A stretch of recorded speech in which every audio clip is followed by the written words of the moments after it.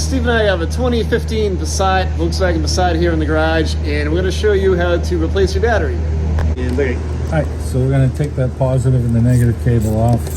This is our positive, you can see it right here.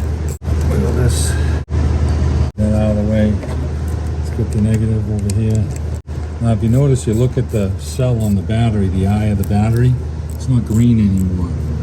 You know, so it's an original battery, and it just had enough fun. So it's starting to get cold, it didn't want to start.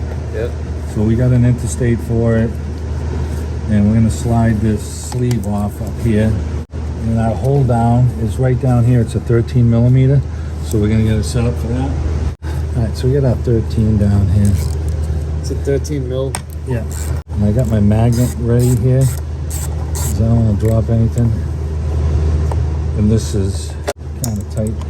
Just like fishing. Like that, something like that. Got our cable here. Pull the battery out.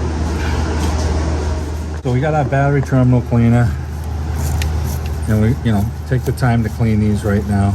Nice and clean inside there. Do the same thing with this one.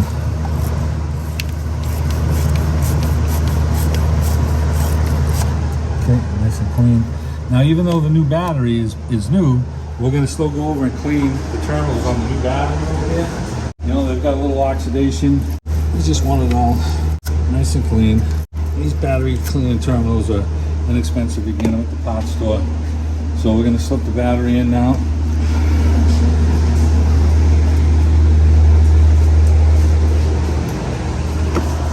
Slides down back in place here.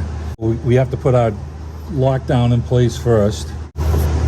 For all you guys in your driveway, if you're having a hard time doing this and you don't have a magnet, you can probably take the middle pipe out right here. Yeah. There's 2 clamps. Just take the section out. It'll give you a little more room to get in there, right, Steve? Yeah, I just slid the battery forward a little bit, so you have a little bit more room. Okay. To slide this boot back on top right here. Yep. Now, when we went to get the battery, the interstate told us that for these German cars, there is different lengths of the battery. So if you look at your tray here, it could compensate a little bit longer battery, but we went with the OEM, exactly what we had.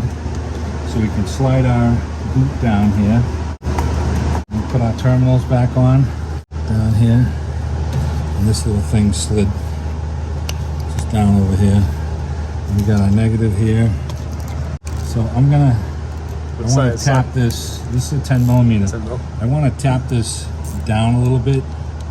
Doesn't seem like it's all the way down. I think I can get it a little more down. I'm just gonna get a tiny hammer and just give it a little tap. Actually, it's down flush now. Okay, so I can tighten this one up. Can't move it. It's tight. Now we're gonna get some spray for the terminals. So we got the battery terminal protector spray. We live in New England, so we always put them on. A nice little dry coat there. So a lot of people don't take the stamp out on the month and the year here. So if you take it out, then you're never going to worry about when you bought it, or we can just write the date that we put it on. So with a black marker, we just write the date. I like to leave my slip in the glove box in case you never know. But at least you're not going to question when you put the battery in. If you don't, no one ever notches those things out. So then in 2 years from now, they're like, when did they put the battery in? I don't remember. So either notch your thing out or write on it when you put it in. We're just going to write the date on it. So every 5 years, you should replace your battery. Even if it's still working good, just replace it after 5 years. That way you don't get stranded. Steve's going to wrap this up by writing the date on it, and that'll be